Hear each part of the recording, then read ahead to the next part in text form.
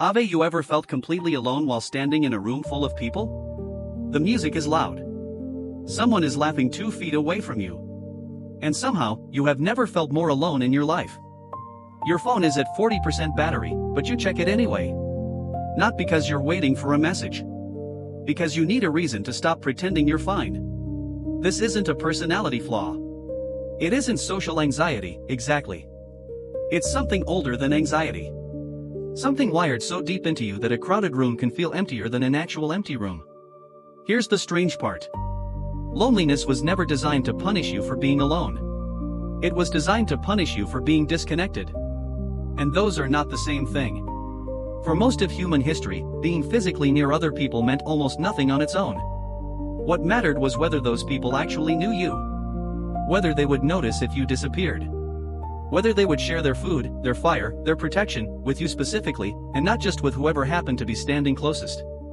Your ancestors lived in groups of about 150 people. This number isn't random.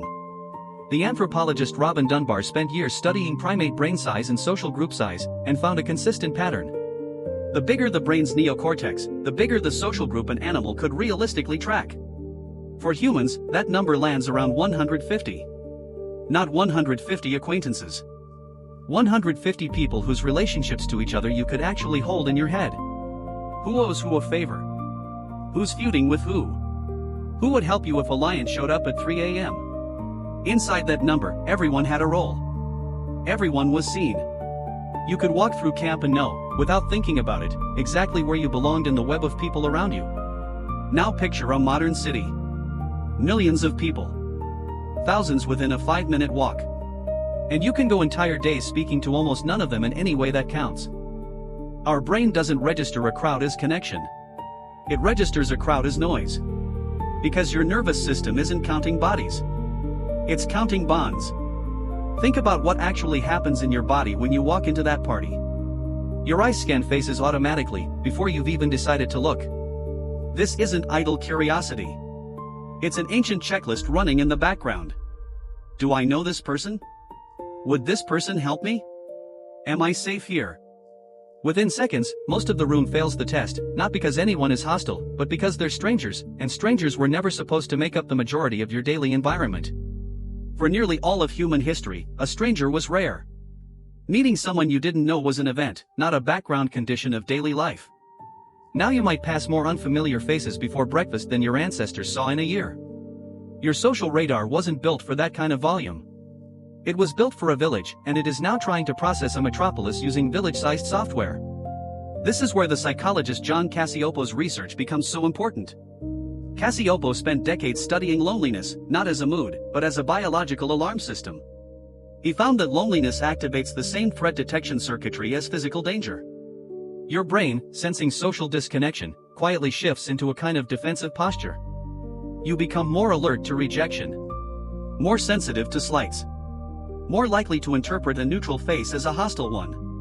Why would evolution build something so uncomfortable? Because for most of human history, disconnection was danger.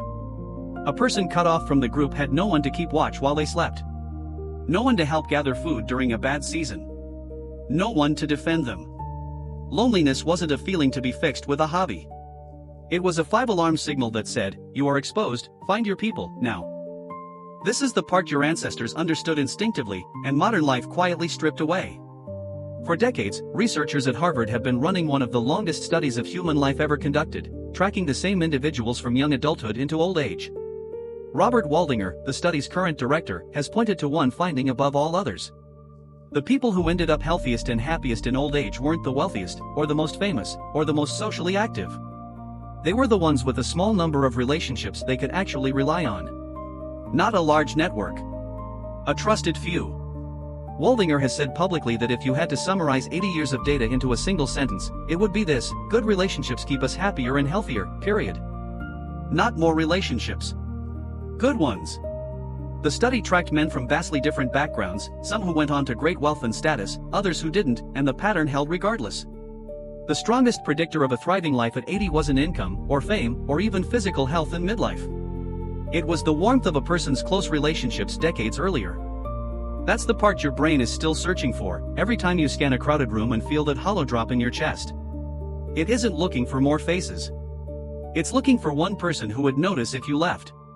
Dunbar's research actually maps this out in layers, and it's worth sitting with, because it explains why a crowded room can feel so deceptive.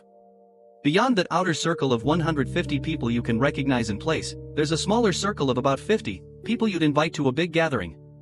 Inside that, a circle of around 15 people you'd turn to for real support. And at the very center, a circle of about 5. The ones who would drop what they're doing if you called at 2 a.m. Those 5 are doing almost all of the emotional work in your life. The other 145 are just scener. 100 followers watching your life is not the same as one person checking in on it. Your ancestors never had an audience. They had witnesses. People who saw the actual texture of their days, not a curated highlight reel of it. So what does this mean for you, standing in that loud room, phone in hand, feeling strangely far from everyone around you? It means the ache isn't broken wiring. It's accurate wiring, reading an environment it was never built for.